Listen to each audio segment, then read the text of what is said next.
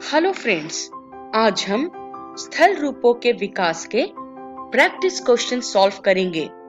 तो चलिए आगे बढ़ते हैं हम अपने पहले प्रश्न की ओर। हमारा पहला प्रश्न है, ज्वालामुखी कितने प्रकार के होते हैं?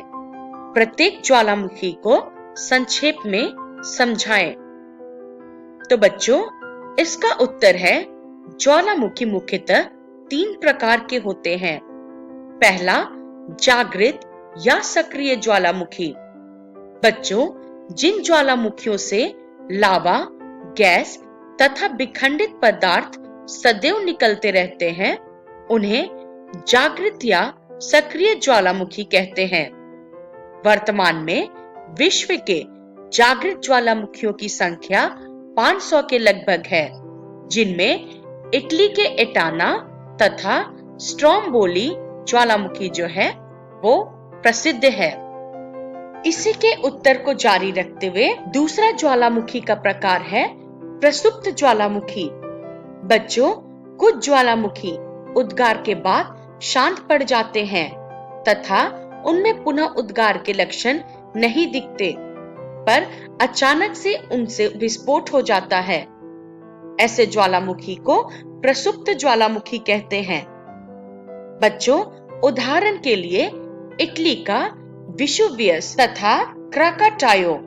और तीसरा ज्वालामुखी है शांत ज्वालामुखी। बच्चों, शांत ज्वालामुखी का उद्गार पूर्णतः समाप्त हो जाता है तथा उसके मुख में जल आदि भर जाता है एवं झीलों का निर्माण हो जाता है, तो पुनः उसके उद्गार की संभावना नहीं रहती है। भूगणित इतिहास के अनुसार उनमें बहुत लंबे समय से उद्गार नहीं हुआ है। ऐसे ही ज्वालामुखी को शांत ज्वालामुखी कहते हैं। उदाहरण के लिए अफ्रीका का किलिमंजारो प्रमुख शांत ज्वालामुखी है। चलिए आगे बढ़ते हैं हम अपने दूसरे प्रश्न की ओर। हमारा दूसरा प्रश्न है, भूकंप को परिभाषित कीजिए और भूकंप आने से पहले किस प्रकार बचाव किया जा सकता है, इस पर चर्चा कीजिए। तो बच्चों, इसका उत्तर है, पृथ्वी की सतह के कंपन को ही भूकंप या अर्थक्वेक कहते हैं। भूकंप आने से पहले बचने के उपाय निम्नलिखित हैं। पहला, हमेशा अपने मकान की बीमा पॉलिसी करवा के रखनी चाहिए। दूसरा, परिवार के सभी सदस्यों को एक साथ बैठकर आपातकालीन योजना तैयार कर लेनी चाहिए। तीसरा, घर में सुरक्षित स्थानों की पहचान, जैसे कि पलंग के नीचे, दीवार का कोना, दरवाजे के पास, तो सुरक्षित स्थानों की पहचान कर लेनी चाहिए जहां आपातकालीन स्थिति में सुरक्षित रहा जा सके।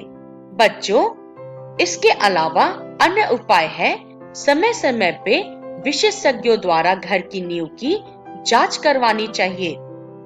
चलिए आगे बढ़ते हैं हम अपने तीसरे प्रश्न की ओर। हमारा तीसरा प्रश्न है, यू आकार की घाटी तथा भी आकार की घाटी में अंतर स्पष्ट कीजिए।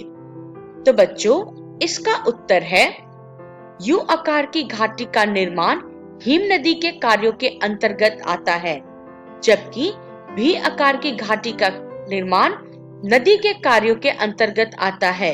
जब खिसकती हुई हिम नदी की घाटियां दीवारों के साथ साथ तली को भी काट के चौड़ा करती हैं, तो इस प्रकार बनी घाटी का आकार अंग्रेजी के यू के समान होता है, जो कि यू आकार की घाटी कहलाता है। और जब नदियां अपने अगल बगल की चट्टानों को सीधी काटती हैं, तो इस प्रकार निर्मित घाटी का अंग्रेजी के वी अक्षर की तरह दिखता है। चलिए अब हम आगे बढ़ते हैं अपने चौथे प्रश्न की ओर। हमारा चौथा प्रश्न है, नदी द्वारा निर्मित निक्षेपात्मक स्थलाकृतियों की विवेचना कीजिए।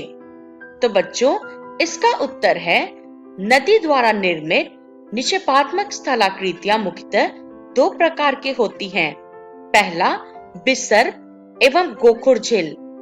बच्चों, मैदानी इलाकों में नदियां धीमी गति से बहती हुई अपने किनारों को काटती और अवसाद जमा करती रहती हैं, जिसके कारण नदियों का रास्ता जो है सर्पीला हो जाता है और इसी सर्पीले आकार को विसर्ग कहते हैं।